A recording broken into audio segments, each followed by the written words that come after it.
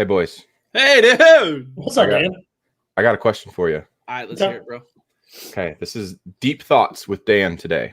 Oh, deep thoughts with Dan right off the bat. So, out of all of the current major league players in the league right now, who do you think could chug a beer the fastest? Ooh, I have my answer. Oh, damn, that was fast. Yeah, I have my answer. The fact that Billy Butler retired, or assumed retired, Ooh, that's a good one, too. throws me off. All right, Ty, you go first. Let me think for a second. Dan Vogelbach, dog. Oh, yeah. Let's be honest, bro. That guy chugs them, my dude. That is probably the answer, honestly. Oh, I'm curious to hear what Tone can come up with, though. Man, I really wish Billy Butler was still playing. But we'll go with what's that dude? Position player for the Twins that Williams Astudillo, dude. Williams, yes. yeah. The man, the myth, the Yes. legend, bro. Absolutely. Did you have an idea, Dan? I really didn't, but I do really like Dan Vogelbach. Actually, I like both of those answers a lot, Yeah. but between the two, if I had to vote one, I'm probably going Vogelbach. I feel like the underdog would be Josh Reddick. Yeah, I'm trying to think of like frat boy type guys, and Josh Reddick definitely fits that vibe. If it was something else, I think Belly might be a contender, but maybe not for chugging beer. The longest bong rip of all time. Right. All right, boys. Let's get her going. What you say? Yep. Do it.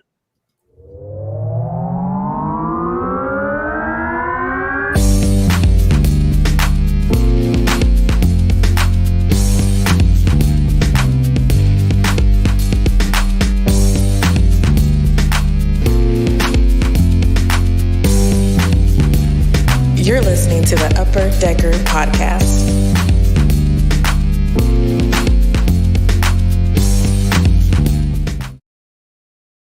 Welcome back to episode 61 of the Upper Decker Podcast. I am your boy Ty.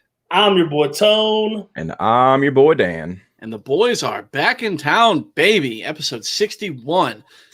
Before I dig into number 61, Bronson Arroyo, I have to talk about our little intro there one more time, dude. I get so hyped every time I see Kyle Seager, and he just goes, it's just big hype. You never see the man smile, dude. It cracks me up. All right, so for number 61, I pulled Bronson Arroyo.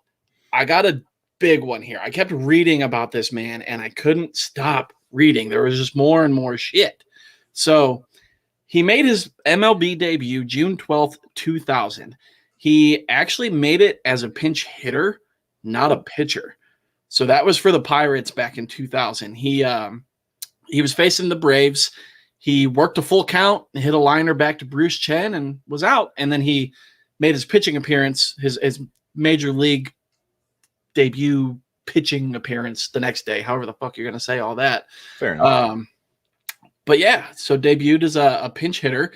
He threw in 2003, after he went back to the minors again, he threw a perfecto for the Pawtucket Red Sox against the Buffalo Bison. So that was the fourth 9-inning perfecto in International League history. So Bronson Arroyo's out here doing some shit, getting his name on some plaques. Yeah. He obviously won the World Series in 2004 with the Red Sox. Do you guys like that? We can just go to the next I had point. better days. I mean, he had the greatest cornrows ever for a World Series winner, I think. He also may be the only one, but I'll give it to you. Fair. And he had some cornrows for him. Did he have them at the? He had dreads for sure. I don't know what was under the hat, but he had dreads. Yeah, but he had some actual cornrows for a minute too.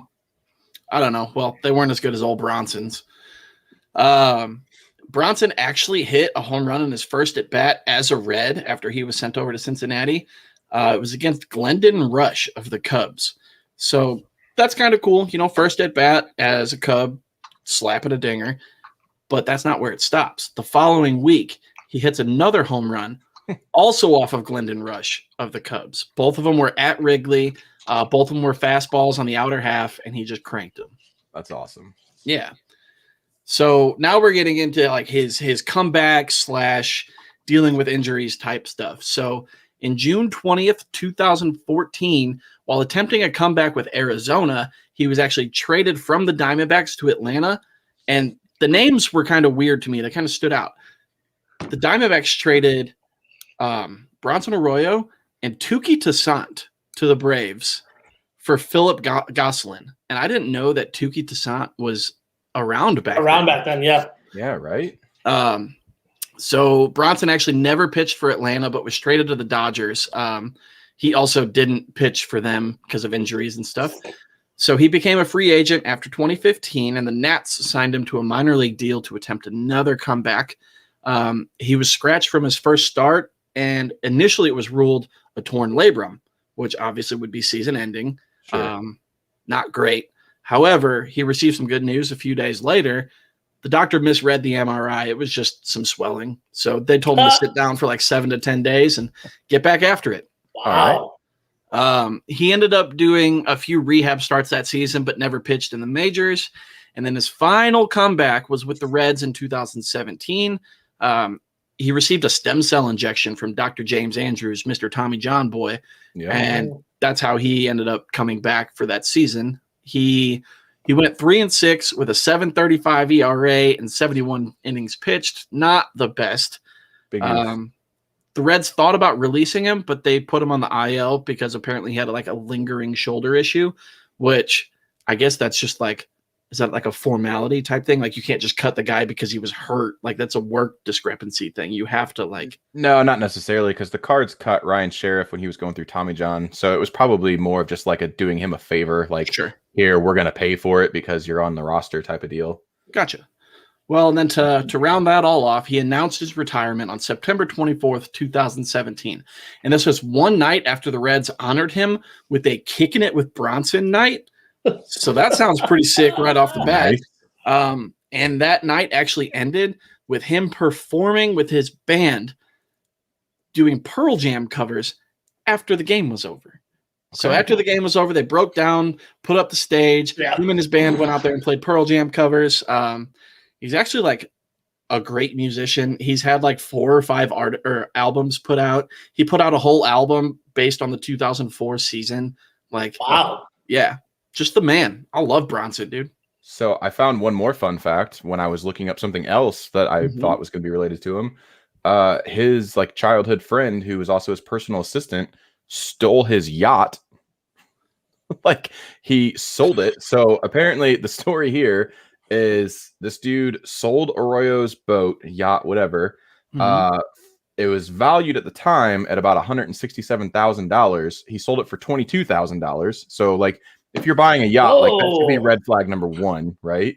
But yeah, he tried. I don't know like when he tried. I guess he was borrowing it and he sold it. And then the people that bought it were like, no, there's a lien on this. And they tried to go back to the dude to get the money. And then they notified Arroyo like, hey, this dude just tried to sell your boat. We didn't know it was yours. Yeah. And then the dude obviously was thrown in jail and charged with it. So yeah, that dude. Wow. I could probably read a book about Bronson Arroyo after all of your interesting facts. Like that was literally the first Google search and it was up. So I was like, okay, cool. I know I told you guys that last week, like my best friend in the major leagues would have been Brett Phillips. If Bronson Arroyo was still active, that might be my go-to guy. For sure. So that wraps up our number 61. This episode, we're just going to talk some ball all day. We don't have a specific thing. We're just going to talk about this past week in baseball. We've got the Dodgers Padres heating up, talking about that a little bit, talk about some injuries, some of the unwritten rules maybe in baseball. For now though, Tone, let's do some birthdays, my dude. Let's do some birthdays. First up this week, we've got Mr. Aaron Judge. He is, well, you know what? I forgot to put how old he was. So I don't know how old he is. Yeah.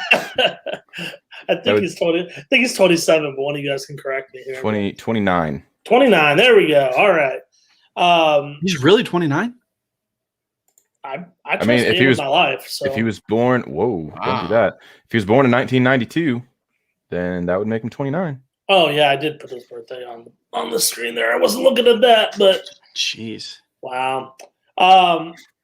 2017, 2018 All-Star, 2017 Rookie of the Year. He won a Silver Slugger. This dude, when he's healthy, he is to be feared.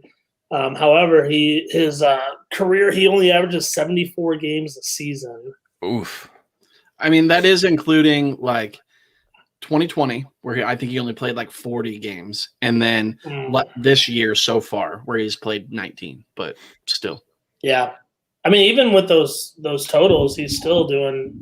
He's batting 271, 389, 553, 942 slash line, 20 home runs a year.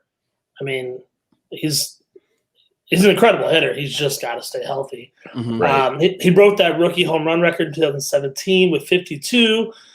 Which had stood for 30 years. It's held by Mark McGuire with 49 bombs. Pete Alonso came in and broke that record in 2019 with 53.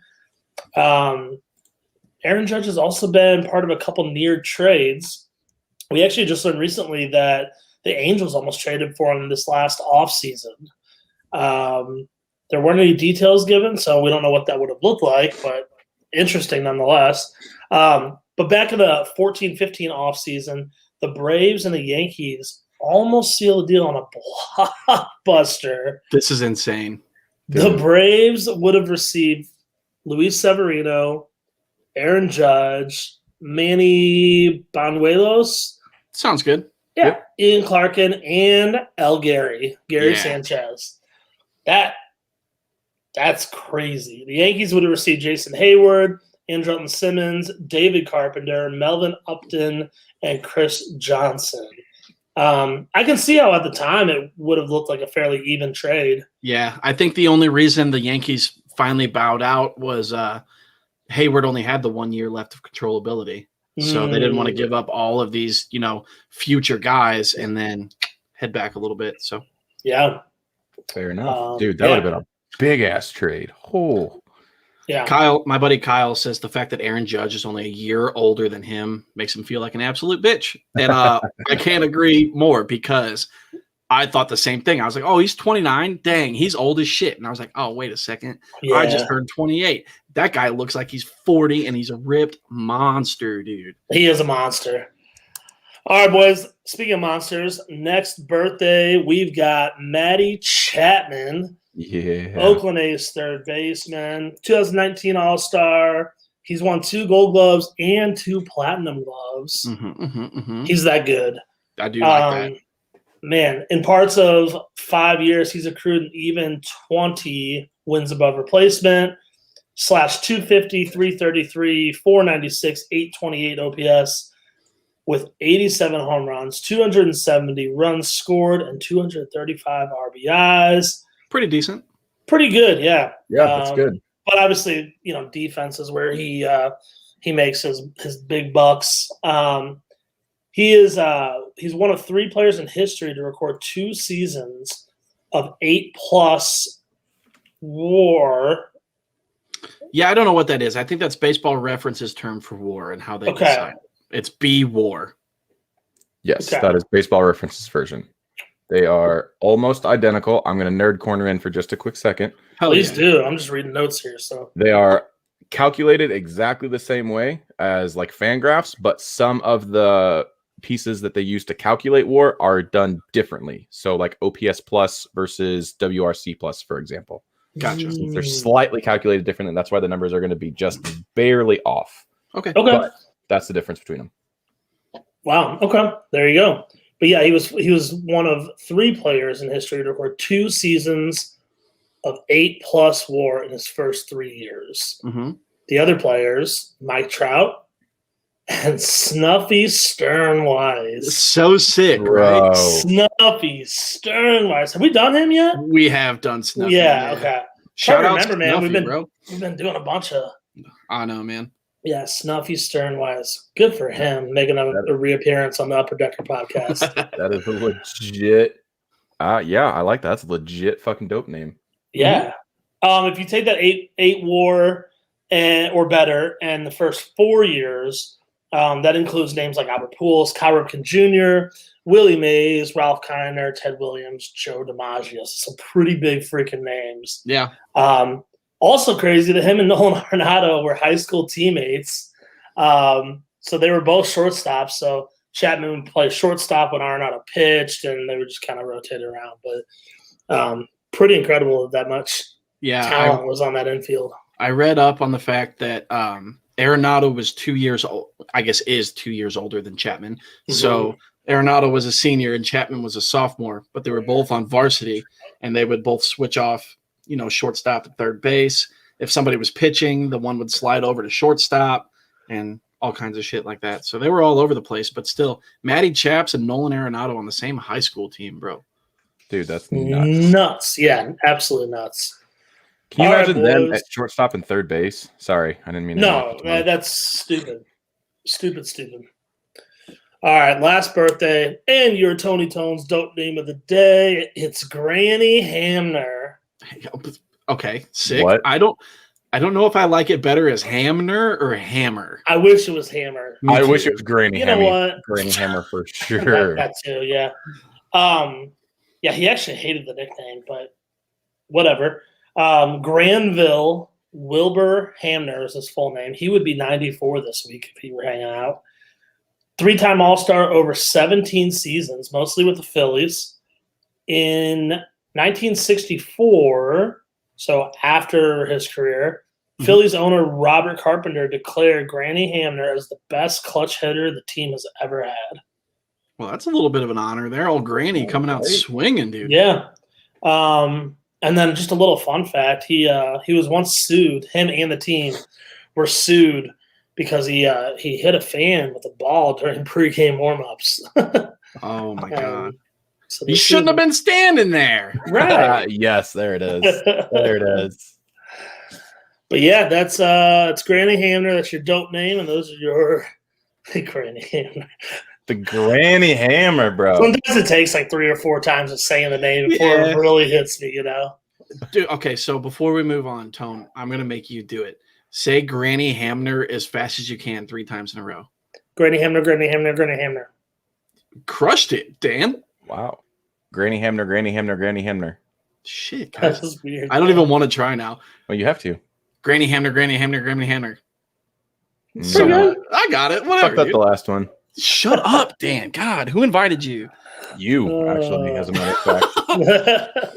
All righty, let's move on to our first portion of Wheelhouse here. We're just going to talk about some of the injuries going on in baseball right now because it is a shit show. They are all over the place. Boys, let's kind of take turns here, just running them down, running through it. Hyunjin Ryu leaves his game the other day with a right glute strain. Who is that?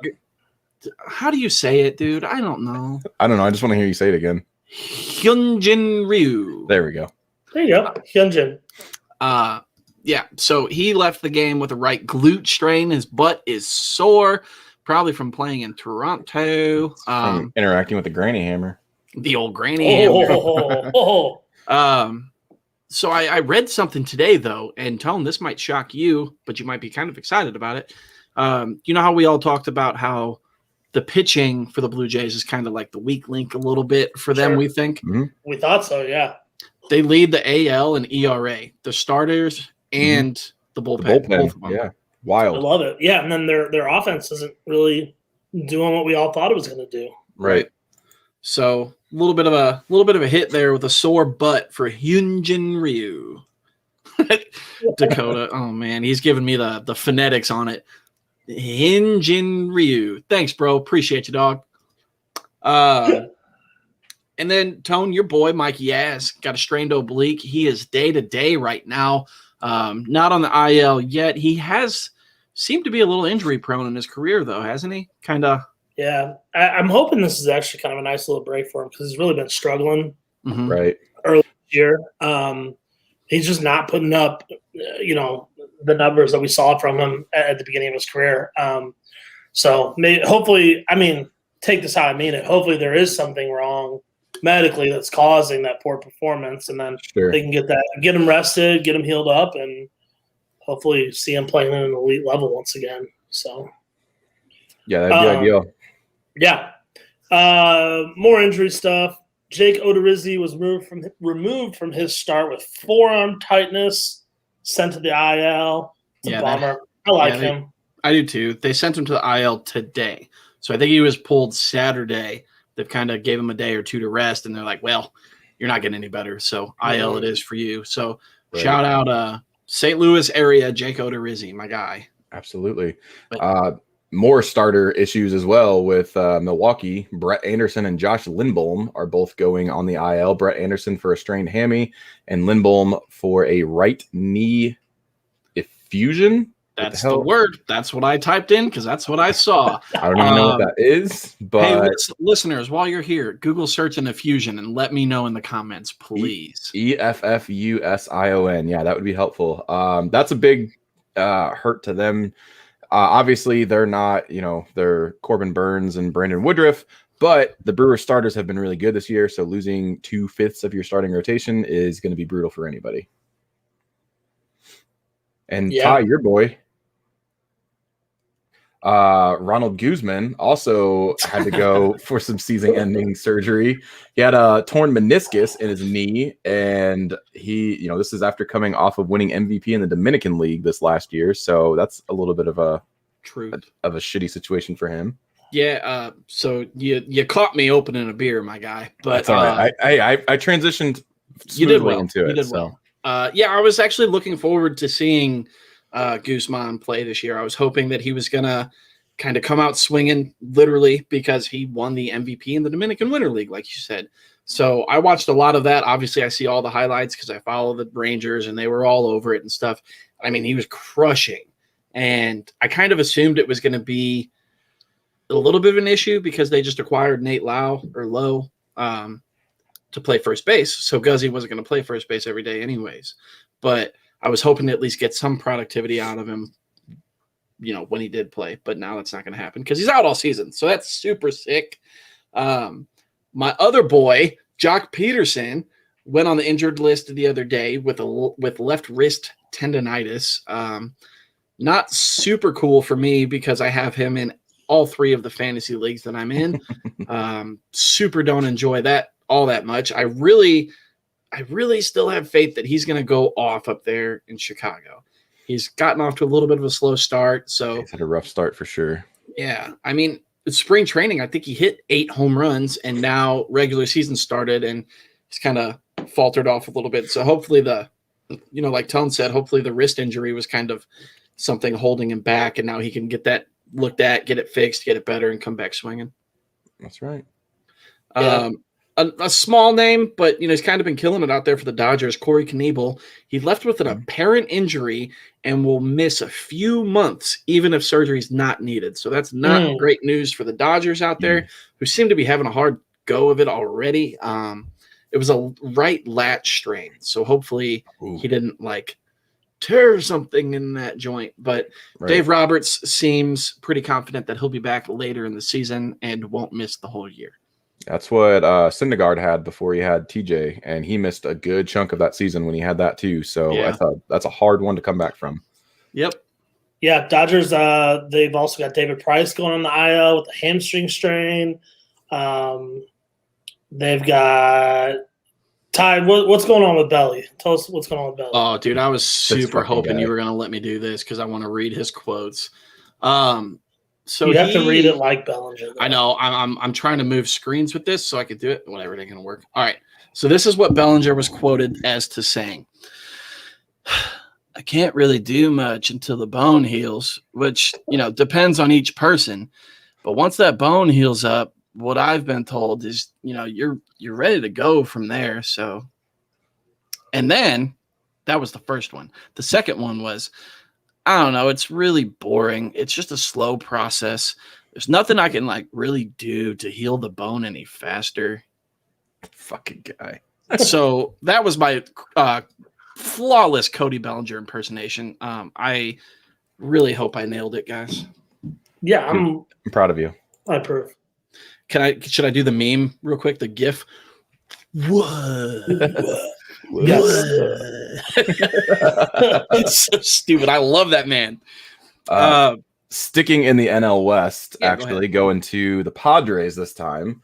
So we got Adrian Morejon is undergoing Tommy John surgery, who was kind of a 5th, 6th starter, I guess, for the Padres this year. So that sucks.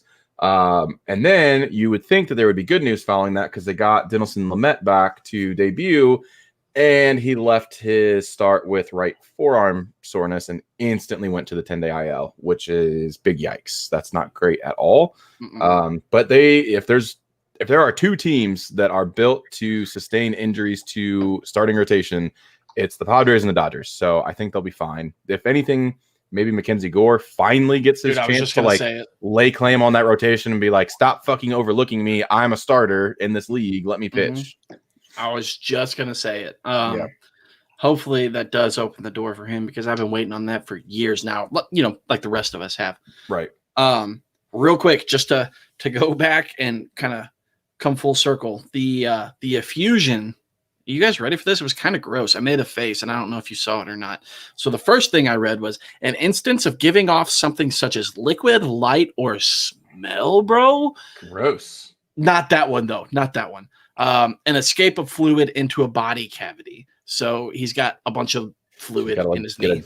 Drainage out of his knee. Most likely. That might be a quick turnaround time for him, though. So. Yep. I don't love that, though, No. Yeah, it's super not the best.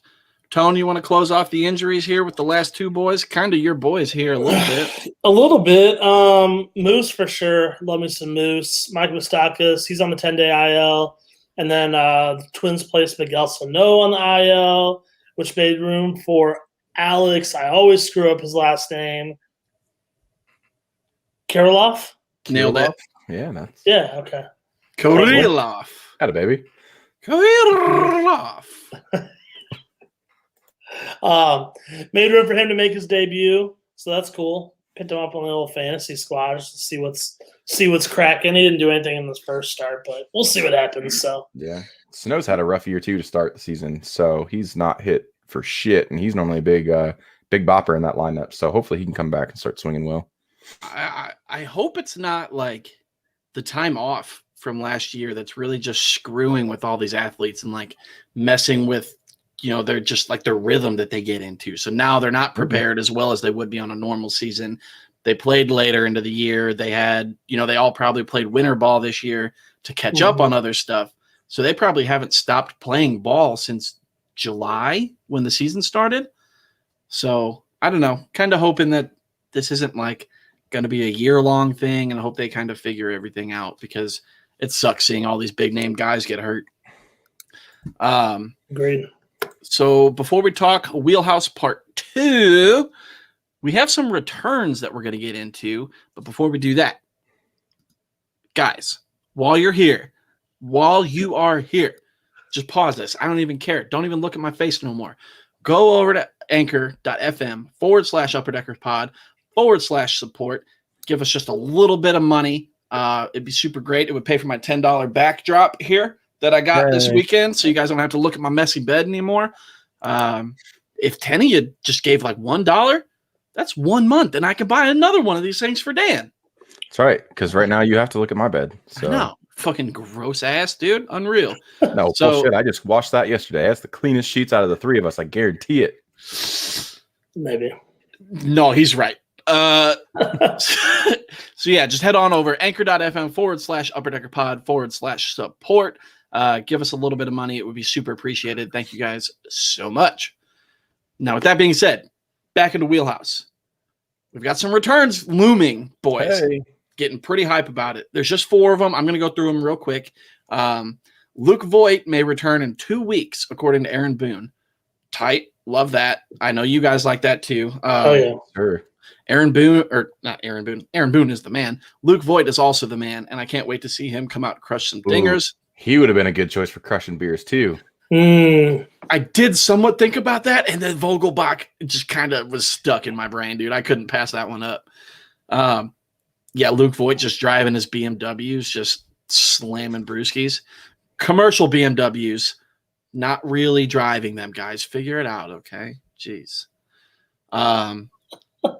Gavin Lux should come back from the IL today, which is super tight. I know with all the Dodgers kind of dealing with their injuries and stuff, it's kind of good to have at least a high point, even though he just missed one of the greatest series we've seen as fans in years.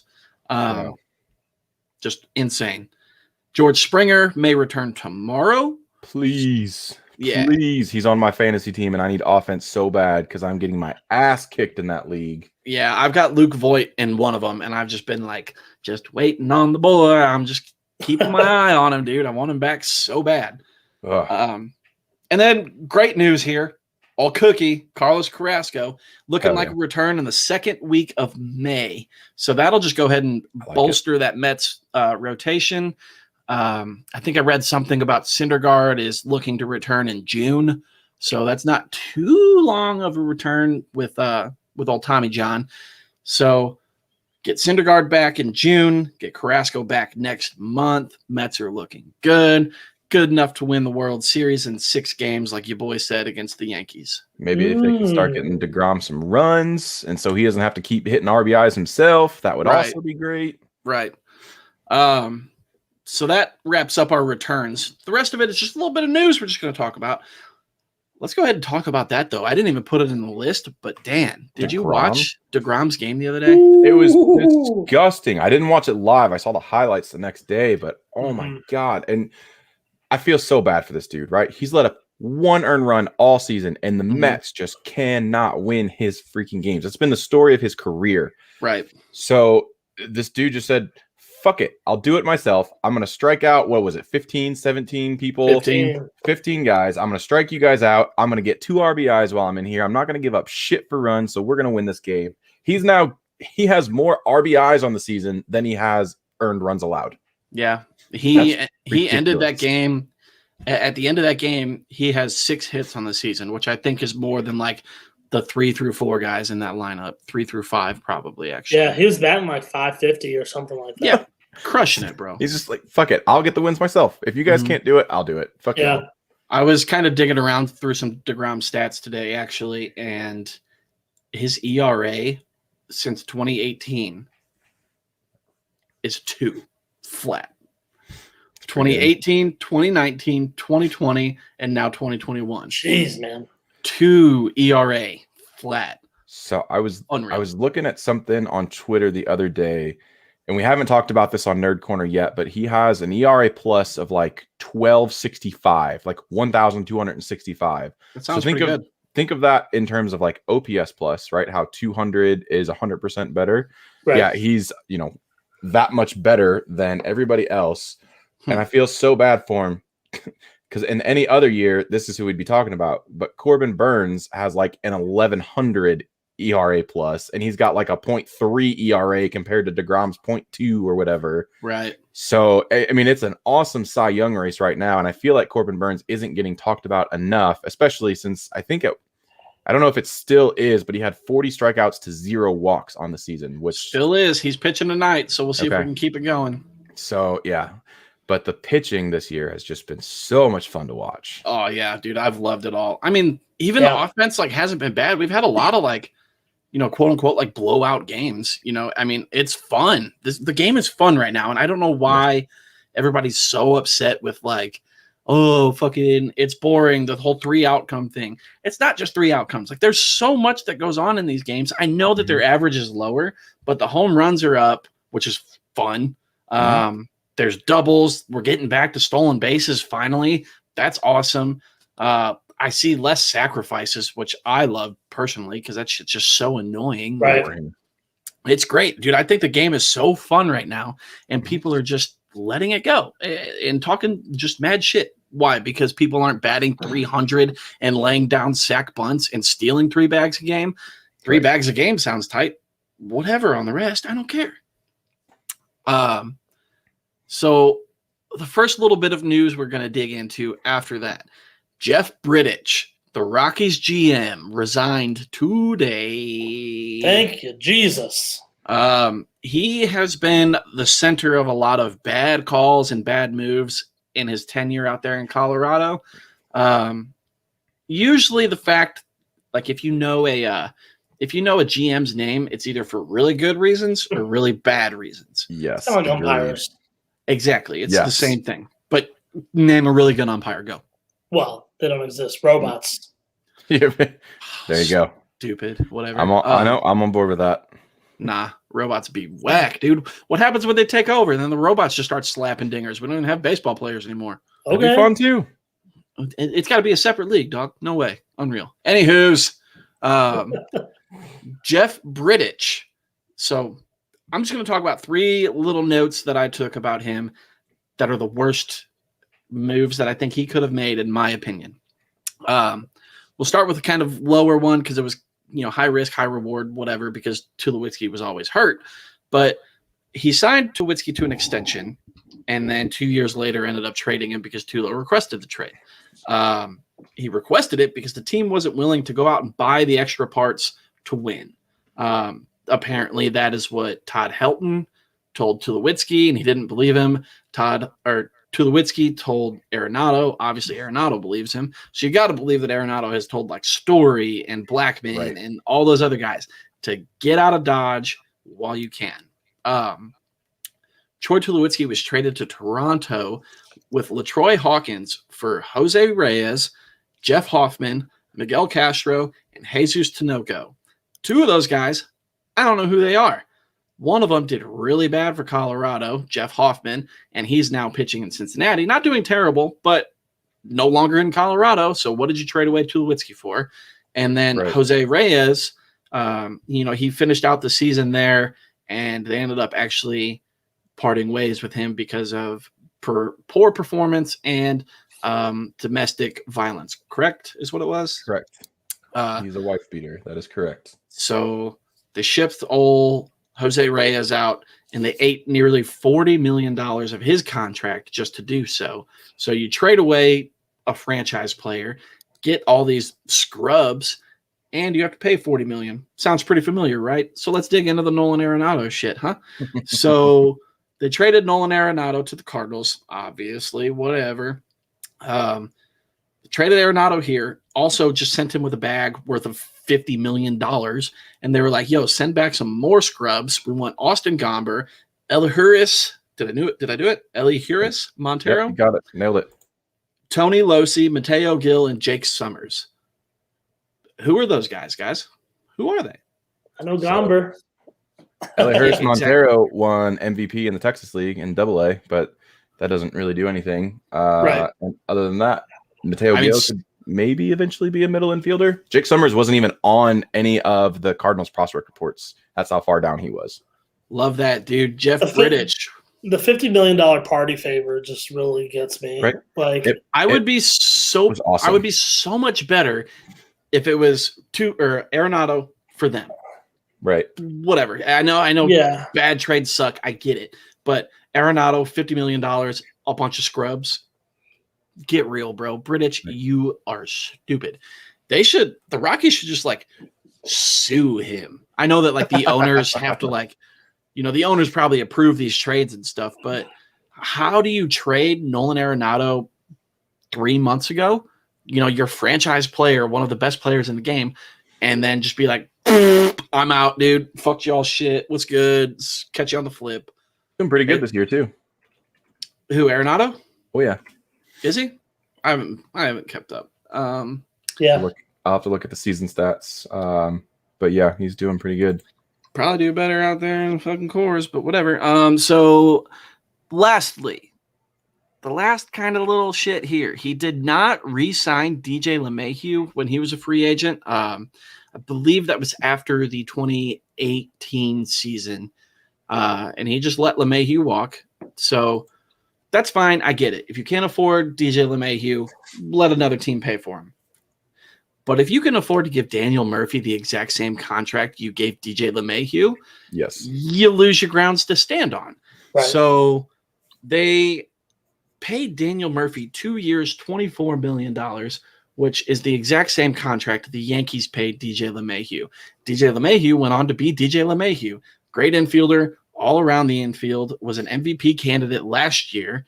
Yep. And now just signed a 6-year, $90 million deal with the Yankees. Still super team friendly. Right. Rockies, y'all could have had that. Like, you could still have DJ. You could still have Arenado. Yeah, obviously not too low because he's retired. But right. But you have Story. Right. You've got Story. You've got Blackman. You've got Garrett Hampson, the fucking GOAT. Ryan McMahon's going off out there. Yeah. You have a good team right now. Grab more people. It's the craziest thing to me that teams keep doing this shit, man. Yeah. And you know what's So- funny is all of those bad moves, and we didn't even talk about like signing Ian Desmond to play first base. I was I know. just gonna say that, man. They paid him like over $20 million in 2018 alone. They signed him to a $70 million deal, and I think he ended up walking away from like, I don't even know, like 30 million of it, maybe. It was 90 million, sir. Oh, was it 90 million? Okay. It was a 5-year 90 because maybe they paid him 70 then out of what he opted out between the last 2 years. But sure. that's brutal. Yeah, I was pretty butthurt when Desmond left because he went to Texas after the Nationals and raked down there. And I was like, yo, re-sign him. And then the Rockies did. And then as soon as the Rockies did, I was like, no, we don't want him. It's okay. Right. Because I know they just made a bad idea. He did that like 1 year bet on himself deal in Texas, didn't he? Yep. And crushed it. So that's that. Good riddance to you. Catch you on the flip side, Jeff Bridich. Right. I'll talk about this one too because it's just real quick and kind of sentimental to me, and then one of y'all can take the next one. Okay. Neil Walker retired. Walker, I barely know her. Hey! I'll be honest, I didn't even know he was still playing. Yeah, so he hasn't this year. He's been a free agent. He was waiting to sign. Was that a hand raised? Yeah, whenever. No, go ahead. I just want to see how many teams. I know because I had to look it up. I want to see if you can name how many teams you can name that he played for. Got it. I know the Pirates. Pirates, Yankees, Marlins, Phillies. Is there one more? 2 more. Pirates, Yankees, Marlins, Phillies. Yankees, Marlins, Phillies, Mets, and Brewers. I knew Mets. I didn't know Brewers. I don't know. I just he was on that super fun Pittsburgh team that I was always rooting for against the Cardinals. And I was just like, oh, Andrew McCutchen, Neil Walker, Pedro Alvarez. Yeah. Like all Alvarez these guys. Was a fucking Cardinal killer back in the day, man. I love these fellers, dude. And it just sucks because, when people retire, you kind of tend to look at them and be like, oh, they were never as good as you thought they were. Right. But I still enjoyed everything that Neil Walker did. So he had a 19.6 career WAR. His career slash line was 267, 338, 426, 764. He collected 149 home runs, 611 runs, 609 RBIs, and had a 109 OPS plus. So he was an above average hitter his whole career. That's good. So good on you, Neil Walker. Enjoy retirement. One of you boys, take it away. Get after it, Tony Tone. Oh, okay. Yasiel Puig, he's not playing Major League Baseball this season. He signed with Veracruz of the Mexican League. In 2019, between the Reds and the Indians, he slashed 267, 327, 458, 785 OPS. Total 24 home runs, 84 RBIs, 76 runs, and 19 stolen bases. He is unfortunately under accusations of sexual assault. He claims they're false, and he's released a statement about it, but obviously we will see how that plays out. Mm-hmm. But yeah, it doesn't look like he's going to be playing Major League Baseball anytime soon. I could see him getting back in if he clears his name, but sure. I don't know. Other than that, so the thing with me is, obviously, the baseball aside, or baseball only, the rest of it aside, right? How did he not already have offers and contracts and stuff? Like if you look back at that, 267, 327, 458, 24 dingers, 84 ribs, 76 runs, 19 stolen bases. Right. Not to mention an absolute cannon in the outfield. Yeah. It's crazy, man. I think for me, there's certain teams that I can see. My boy Mendy. Thanks, bro. I can see some teams not being interested. Like I can never see him with the St. Louis Cardinals. I just couldn't. Not that I wouldn't want him with the St. Louis Cardinals. I just can't see that fit. Yankees, I don't know. Some of the more serious organizations, you know what I mean? The least fun ones. Could you imagine him on the Padres right now, dude? Oh my gosh. Or the Dodgers again, But yeah. I mean, I imagined him on the Braves last year, and then it almost happened, and then it didn't, and I fucking cried about it. So it did for a little bit, and then it didn't almost immediately after. I know. Fucking COVID. Thanks a lot. Right. All right. let's get into this one. We doing it? This is gonna be a fun one. We doing it, boy. We're doing it. So the Dodgers and Padres series this weekend was insane. Yep. So let's just start with Tatis, because obviously, where else are you going to start? Yep. Old boy hit 5 home runs in 3 games. 2 of them came off of Clayton Kershaw. 2 of them came off of Trevor Bauer, and 1 of them came off of Dustin May. Yeah. Ew, So, gross. 4 out of 5 home runs came off of previous Cy Young winners. If you remember, Kershaw was also an MVP. He went absolutely the fuck off. The first 2 home run game was awesome because it came on the anniversary of his dad's 2 grand slam and 1 inning game, which also happened at Dodger Stadium. Crazy as shit. That was fucking cool. I'm so sad that you guys like go to sleep at like 8 p.m. on Fridays, apparently, because I was texting y'all all night like, yo, he fucking did it. Like, go look, yo. And I got no responses. I was like, this is fucking unreal. Sorry, man. Well, when I have the kids, man, it's tough. And I've had them a lot lately. So it's my bad, dude. My bad. Whatever. What did you guys think of Tatis throwing the one eye thing back at Bauer when he was rounding first base? I love it so much. We are obviously, big Bauer supporters. I love what he's doing with the game. I love what he's doing outside of the game. I love it all. It's great. The fact that some players are like using him as a thing now, like it's a catalyst to be like, oh, we're going to make fun of that guy. We're going to mock that guy when we do shit because he thinks he's better than us. Maybe, but also if you are better than him, go ahead. Fuck him up. I think he'll say the same. I think he did say the same thing. You know what I mean? So yeah, he actually. So he said in the post game conference, he was like, "I'm all for it. I think it's important that the game moves in that direction." So not necessarily people mocking each other, but celebrating what they've done good. Like you want some guy to just put his head down and round the bases after he crushes a dinger, mad bum? No, we don't. Shut up about it. Let Max Muncy do his fucking thing. Right. I mean, it's the same when a pitcher gets a big strikeout. Like they get fucking amped up, and I love that shit. And the pitcher, the batters don't throw the fucking bat at the pitcher. Like, no, that's stupid. The stupid unwritten rule where they, have to throw at the guy, the next at bat or whatever is terrible for the game. I completely agree with Bauer that it's soft, it's weak. It makes you look like a pussy, frankly, because you can't take somebody doing good off of you. Right. Like, you're all playing a game. Like, we forget that. It's a fucking game. Right. I love baseball as much as the rest of you. It's a fucking game. If you do good, celebrate it. You do bad, be mad. Who the fuck cares, though? Don't take it out on the guy next to you for doing better. So Bauer kind of said that. He was like, yo, I like the way that this is going. I'm not mad about it. Go do it. But when I strike you out, I'm going to fuck you up. Like, I'm gonna just show you up every time. He also was apparently a little upset because Tatis tried to take a peek at the signs. Whatever. Right. That is another little signs. Yeah. I mean, hide them better. Yeah, and cycle through them, whatever. Yeah. I mean, if you see a batter doing this, maybe don't pitch the ball just right now. Right. Just step off the mound. Yeah. Get a different sign. Yeah. Figure it out. We also don't know if he was like trying to see the sign because deciphering a sign like that, crazy. Only the Astros can do it. Unreal.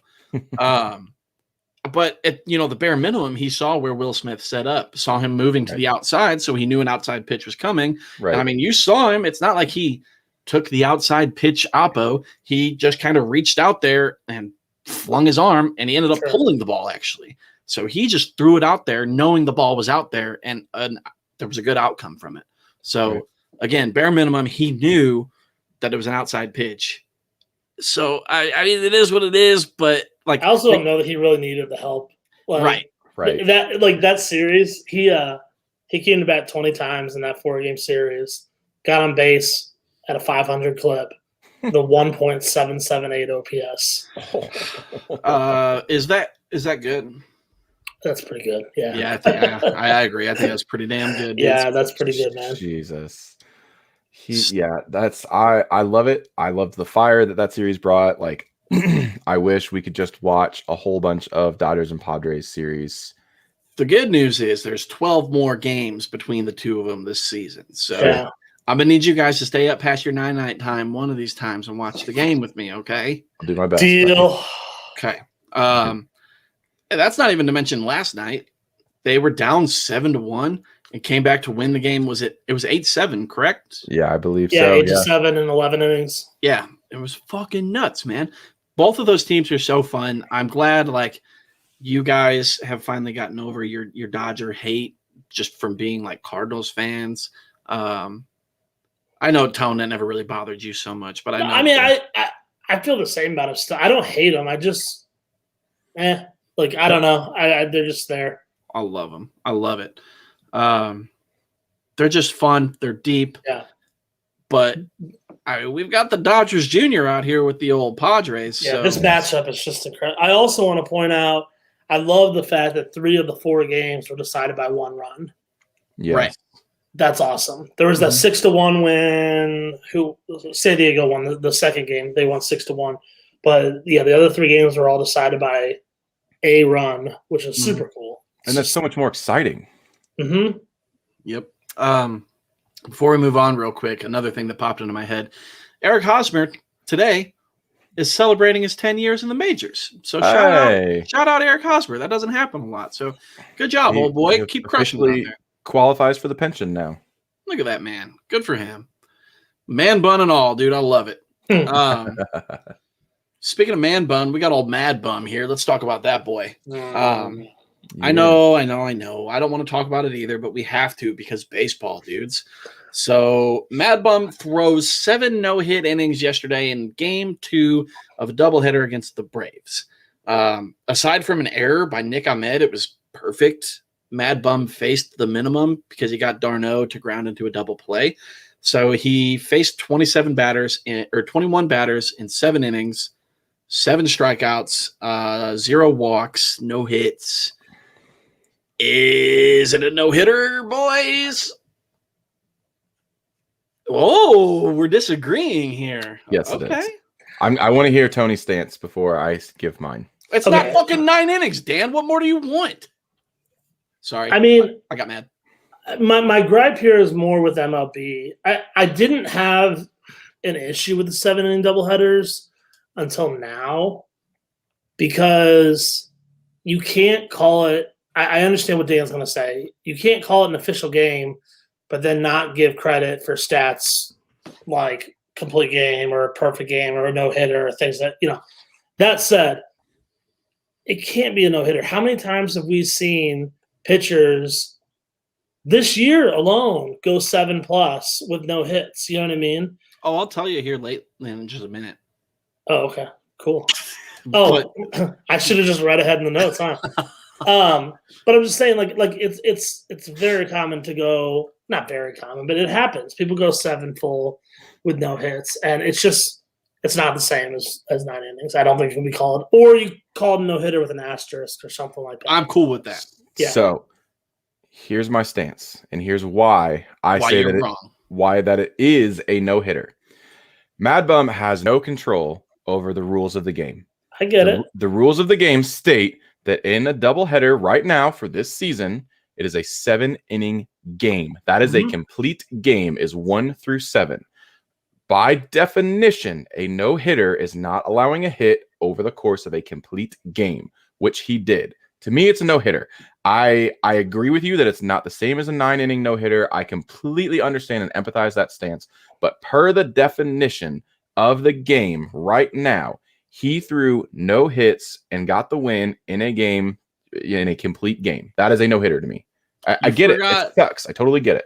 You forgot one thing, though. What's that? Fuck Mad Bum.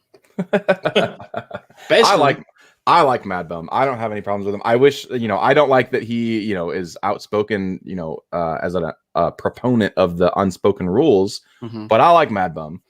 You can't. It makes sense. Never mind. But I think it's a no-hitter. I mean, to me, like I said, he has no control over the rules. I get it. It sucks that it's not 9 innings. I understand that there's a ton of no-hitters broken up in the 8th and 9th innings. I get that completely. But he followed the rules of the game. The rules define it as a complete game with no hits allowed. He pitched a complete game with no hits allowed. It's a no-hitter.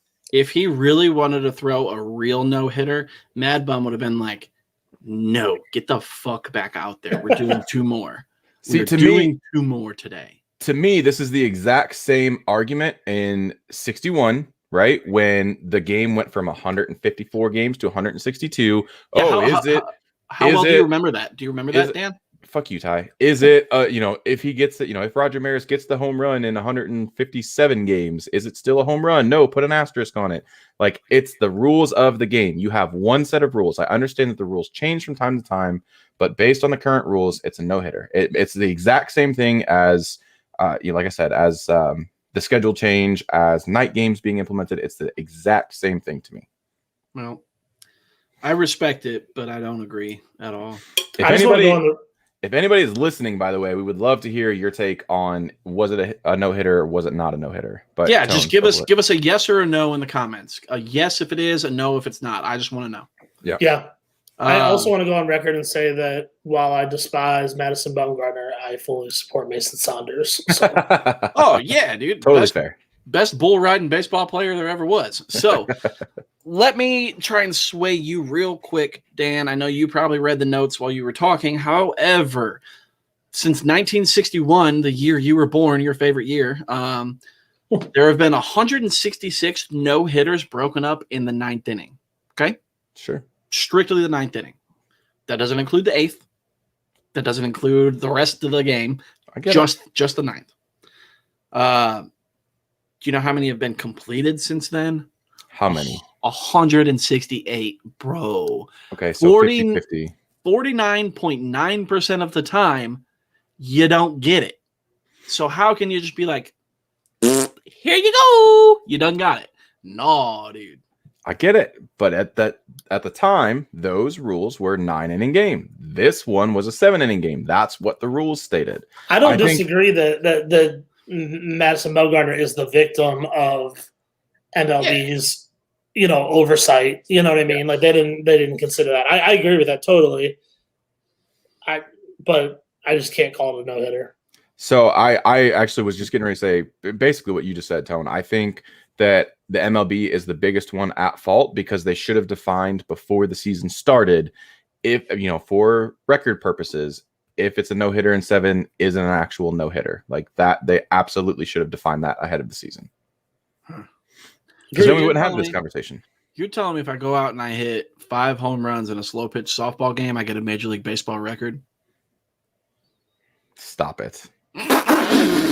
Stop it. You got to hit 5 home runs first, buddy. Do it in my sleep, bro.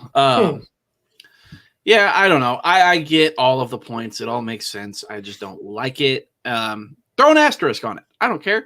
Throw an asterisk on that. Throw an asterisk on the 2017 World Series. Throw an asterisk on Tone's mustache. I don't fucking care. That's fair. Can we also talk, though, about how happy Nick Ahmed is probably? All right. We mentioned that he made the error that caused it from being, a perfect game. A perfect game. But yeah, man, like he's probably like, whoo, glad that didn't count either way. Because had that gone 9 and his error was the only thing keeping him from a perfect game, like you'd feel like shit, man. Yeah. Right. Do you think guys that like ruin perfect games with like an error or something, do you think they'd take that pitcher out to dinner or like? I was just gonna say they do something for them for sure. They have to, right? They have to, yeah. Oh my God, yeah. I mean, like if the pitcher walks a guy, if he hits a guy, that's fine. But if somebody makes an error, bro, you owe me a car. Right. I mean, especially because the official score usually scores kind of easy on them. Yeah. Like it's got to be a blatant error for them to count as an error in the middle of a perfect game. You know what I mean? Right. Like, yeah, I don't know.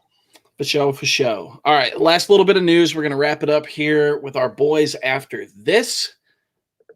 So Jake Odorizzi was pulled the other day. We talked about that. Now he's on the injured list. Sucks to be him. Super sorry about you. However, the guy that came in to relieve him put on a fucking show, my dudes. Yes. Kent Emanuel came in to relieve Jake Odorizzi. So Odorizzi got 1 out. He was pulled early after making 1 single out. Kent Emanuel came in making his major league debut. He got the dub, but he also threw the rest of the game. and 2/3 innings. Just went after it, man.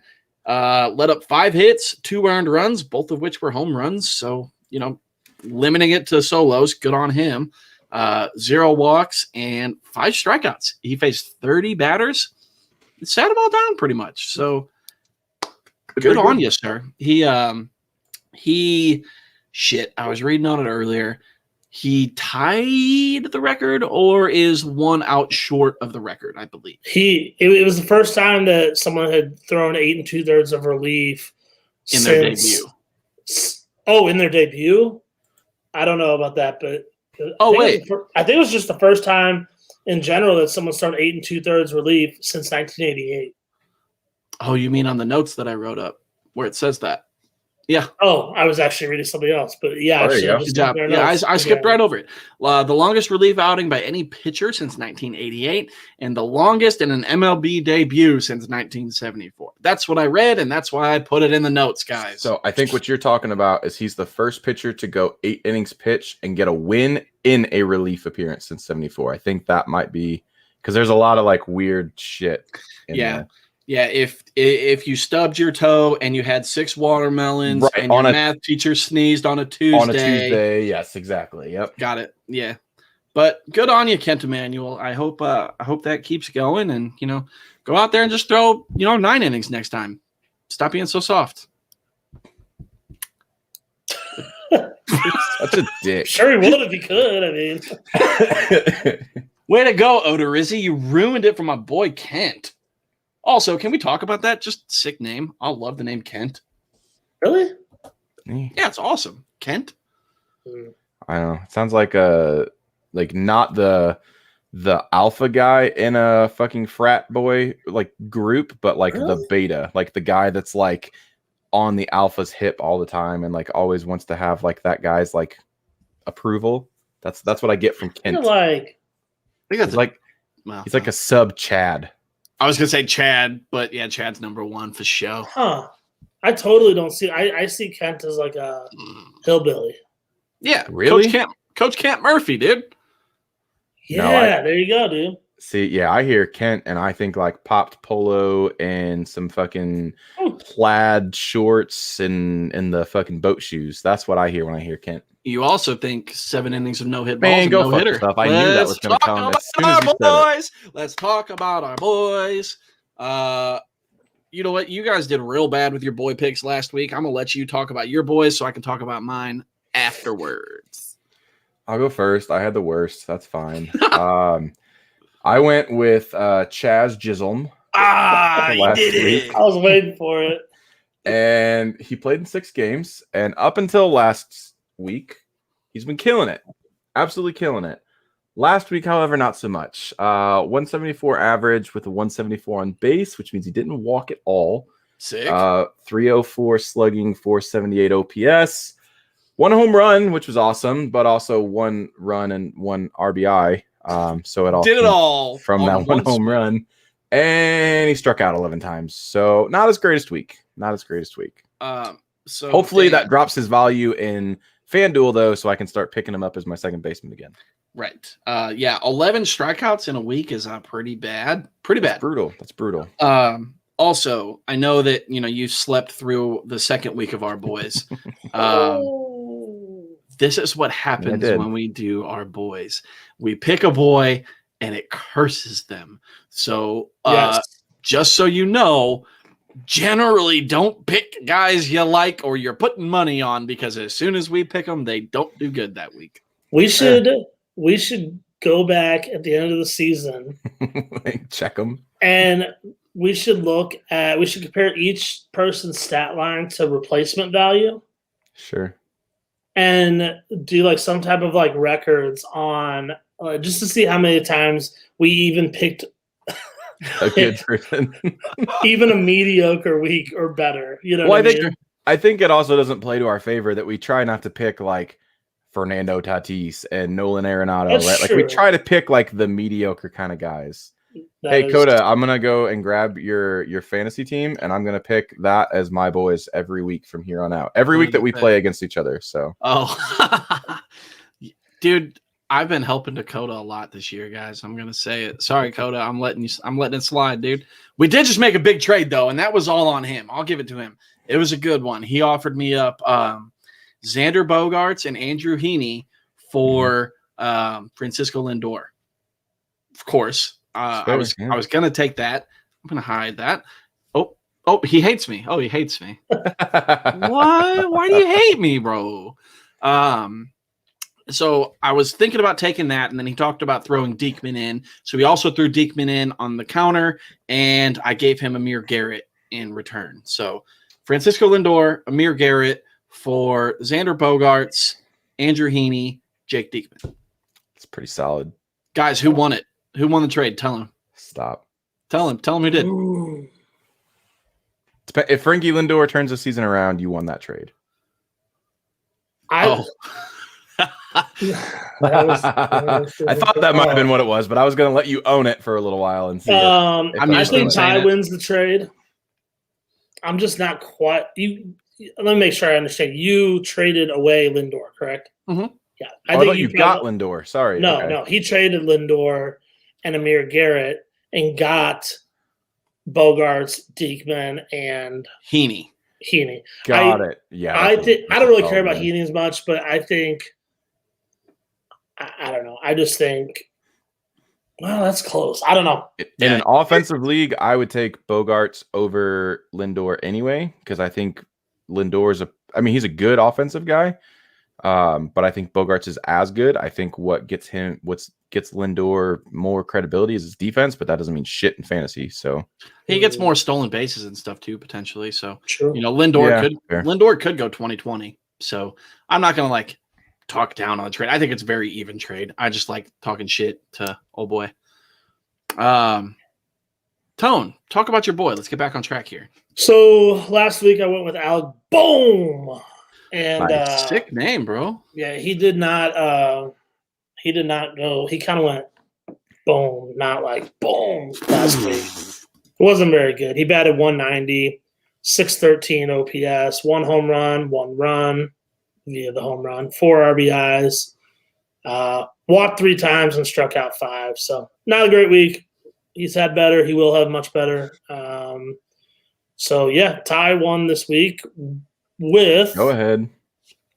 I get to talk about my boy Zach Gallen, dude. Zach mother freaking Gallen. I was super hyped that he was making his debut, coming back after he broke his arm. So I put all of my eggs into his basket, and he did good for me. I know he kind of hurt my heart a little bit yesterday against my Bravos.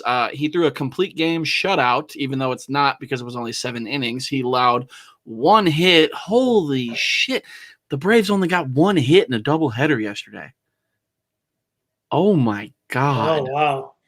Unreal, dude. Yeah. 7 innings pitched, 1 hit, no earned runs, obvi, 2 walks, and 6 Ks. And then his previous start against Cincinnati, he had 5.2 innings pitched, 4 hits, 3 earned runs. Lost my place, 4 walks, and 6 strikeouts. So had a pretty good week there, boys. It totals out to be 12.2 innings pitched, 5 hits, 3 earned runs, 6 walks, 12 Ks to the tune of a 2.13 ERA. Yeah, boy, done did it. I bet on my boy, a real one of my boys, and he actually did good. Thank you, fellas. We have all now officially won a My Boy week. Nobody has repeated yet, so next week will be the first repeat winner of the season. Yep. We're going to make a bet real quick. I'm going to write it down on my notes. Oh, shit. So at the end of the season, now that we're keeping track as to who and how many boys of our boys win, we got to do something. The winner has to receive something, boys. What do you think? Hang on. I want to throw a rule in place after this, though. After this week. All right, go ahead. If the player has won an MVP, they are not eligible for My Boy.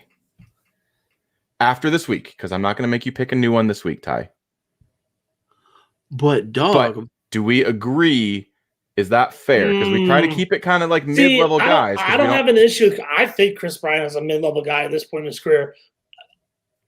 But I see what you're saying. We don't want to. We're not trying to pick Mike Trout's. Or how about this? The other two, if one person wants to pick somebody like that, the other two have to approve it. Sure. We can So that talk way about it's our not boys. Mike Trout. Like, I would have approved Chris Bryant without a problem. But if you try to say, like, Mike Trout, no, like, go fuck yourself. You're not picking Mike Trout as your boy. Especially if we're betting on it. Yeah, All you're right. right. After this week, we is have that to fair? seek partner approval. Yeah, partner approval from If they've the won an boys. MVP. Only if they've won an MVP. Okay. I mean, you forget he's Let's won just an say in MVP. general. Yeah. Okay. You forget that he won an MVP in what, 2015, bro? That's 5 years ago. 15, yeah. Because he was... Is that the MVP year? Because he was Rookie of the Year, then MVP, then World Series. Yeah, so 14, 15, 16. Yeah. So you're talking to me about a guy that won MVP 5 years ago, bro? Unreal. Anyways, whatever, dude. Winner gets what? Do we want to discuss it now or we want to decide off air? Let's call it winner chicken dinner and actually do a chicken dinner for the winner. Ooh. It's the boys winner chicken, the annual winner chicken dinner for the boys. You know? Oh, hell yeah. I like that Like a lot. like whatever type of chicken you want too. It could be like fried chicken, with Cracker all the Barrel, fixins. fried It could be chicken. Absolutely. It could be we all sit down somewhere. It could be like let's get together, watch a game, and order a bunch of KFC. Dude, whatever. Yes. Fuck yes. That's the best idea I've heard on the show so far, Tone. I love that. If I win, I want to take a bath in Chick-fil-A chicken nuggets. Okay. How many do you need for a bath? I don't know, like 100 at least. Shit's expensive, dude. And that is why we need donors. I super appreciate you guys. Head on over to anchor.fm/AlbertDeckerPod/support to donate $1, $4.99 or $9.99 a month to let me take a bath in Chick-fil-A chicken nuggets. The old chicken bath. The old chicken's bath. All right. As reigning winner of the Our Boys segment this week, I'm going to go ahead and lead it off. We've already talked about it. I'm choosing Chris Bryant for this week. Slow last couple of years, if we're being honest. This year, he's not looking too bad. He's one of the better Cubs, to be honest. He's got 4 against Atlanta, which, of course, I'm betting against my boys here. And then he's got 3 at Cincinnati. So 7 away games. We'll see how that goes.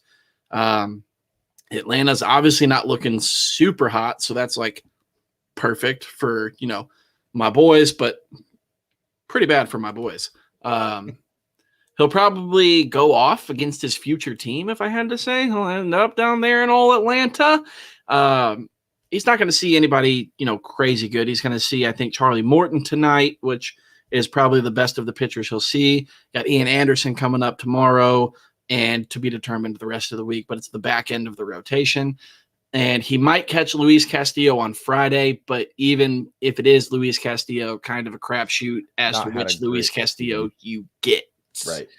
But I was talking about him this season. So this season so far, he's slashing 292, 373, 597, 971. Hello, he's got 5 dingers. That's how many Tatis has hit in 3 days. 12 RBIs, and he's got a 167 OPS plus. He's also leading the National League in doubles with 7. Okay. That's where I stand. What you got, Tone? I like it. He is having a good season. Yeah. I'm going DJ LeMahieu. He's also, well, not also. He's been kind of struggling this year, and I think the Yankees kind of go as he goes, and I think he's going to really turn it on this week. They've got 4 games in Baltimore, and then 3 at home against Detroit. Okay. I like those matchups. He's also going to miss John Means. So that's good. That is pretty good for him. Because that's about, he's been one of the better pitchers in the league this year. So, I think he's just going to – you know what you're going to get with him, and he's struggled so far, and I think it's just a matter of time, and I think this is the week he steps up. I think the Yankees step up. I think he, kind of sets the table there leading off for them, and we're going to see good stuff from them. So the Yankees are heating up, so it's a pretty safe bet there. There you go. We shall see. All right. I went off the charts a little bit lesser known. I went with former Cardinal, current Ranger, Jose Adolis Garcia. Garcia. Just me, dude. He's having a pretty good year so far too. He's heating up lately as well. So he's got on the season, he's hitting 265 with a 294 on base and a 633 slugging, which is pretty awesome. He's got 5 home runs. He's got 13 RBIs. But what else he's got is this coming week, he has 3 games against the Angels, who are dead last in the MLB and team ERA, and they are 29th in WHIP. So that's going in his favor. And he's got them at home. He's also, and since they just pitched Ohtani the other day, you're probably not going to see him in this series. Yep. And then he's got 4 games at home against Boston, and they're pitching. It's pretty much like dead center, middle of the road. So the fact that he's at home is going to play in his favor. And last week he just went 8 for 24 with 4 home runs last week off of the Angels, obviously, and off of the White Sox. So that's impressive because their rotation and their bullpen is a hell of a lot better than either the Angels or the Red Sox are. So that is why he is going to win next week. All right. I mean, I'm not going to go against you. I am going to say it's Adolis Garcia in case I cut you off and the listeners did not hear, because I was being funny about it being really hot in here because you said Adolis Garcia. I said Jose Adolis Garcia? No, I know, but I was cutting you off because I was doing my whole act about it being real hot in here, so I don't know if they heard you say his name. Because you thought you were funny, and so you thought interrupting me would... Okay, got it. Okay, now I'm just making sure. My boy knows me, dude. Go back to 1961 where shit ain't funny, bro. All right. Real quick, I just want to... I hope this isn't... I don't know. I don't know if this is a sign, and I don't know whose favor this should be in, but I just got an email from Chick-fil-A. Oh, boy. I don't know, dude. I literally just got an email from Chick-fil-A since we started talking about it. I brought up Chick-fil-A, dude. Is it a coupon? No, it's just a suggestion. A coupon? Anthony, grab a fork and a straw. We're going to need a straw for this chicken nugget bath. Oh, and so Chris Bryant hit a grand slam today. Yo! 16 minutes ago. Boom! Right off the bat, baby. That's what I'm talking about. That was already won, dude. One of my Bleacher Reports that I just got. So that's fun. Who's going to Chick-fil-A and getting a salad, man? Not me. Ew, no. Don't look like me. This is a this is a roller coaster because Chris Bryant just hit a grand slam, but that means it's against the Braves. Yeah, sure does. I hate this. God, we got to end this. All right, we're done here. Thank you, everybody who came out this week to watch the show and to interact with us. I super appreciate all of that. It's great to have the interaction and being able to talk to you guys while we're talking here instead of just imagining what you're going to say in the future, because that's pretty crazy. If you're not watching and you're just listening to this, next Monday, 6:15 p.m. Central Standard Time, we are on Twitter, Facebook, and YouTube at Upper Decker Pod. We live stream every Monday, again, 6:15 p.m. Central Time. So figure out time zones and how they work, because I don't like it. Dakota, appreciate you, my dude. Good show, homies. Love the show. Awesome, Super man. Appreciate that, dude. Even though I just wrecked you in a trade, it's fine. We also, big news, started a TikTok. We got the average age of this show is 31, and we're trying to figure out a TikTok. So wish us luck. Send us thoughts and prayers, and be with us. It is Upper Decker Pod, all lowercase on TikTok. We have not posted anything yet, but we will. We will put shows from the clips from the shows. Clips from the shows on there, but then we'll also put, probably a little bit of original content whenever that shit springs to our minds. Tone, where can they listen to us if they don't want to see Dan's face? Very likely. You can find us on Roasted. You can find the Upper Decker Podcast on Spotify, Apple Podcasts, Google Podcasts, tons of other platforms. If you want to see all the platforms, you can find us on Anchor and get links to those. If you're doing that, if you're checking us out on any of those platforms, please give us a review or a rating. Give us 5 stars if you can, or leave us a little note that says, hey. Just hey. You can just say hey. Just say hey. Yeah. And then, we mentioned it earlier, but we do also appreciate your donations, Mr. Dan. How can they do that? So again, we have mentioned this before, but if you would like to be a monthly contributor, you can hit us up at anchor.fm/upperdeckerpod/support.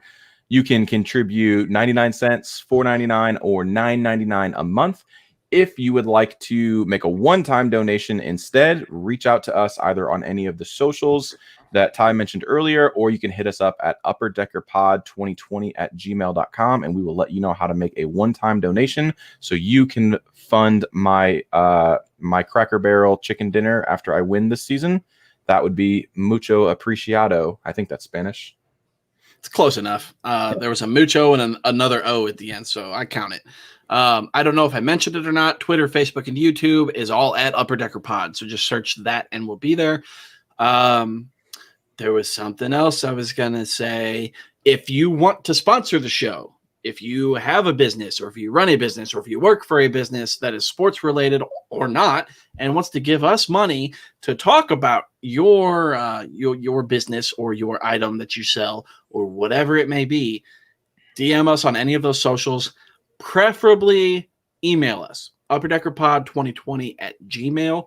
Send us that way we can kind of keep track there and it won't get lost in the DMs on Twitter or wherever. So if you want to sponsor the show, if you want us to talk about your product, upperdeckerpod2020@gmail.com. Love you guys.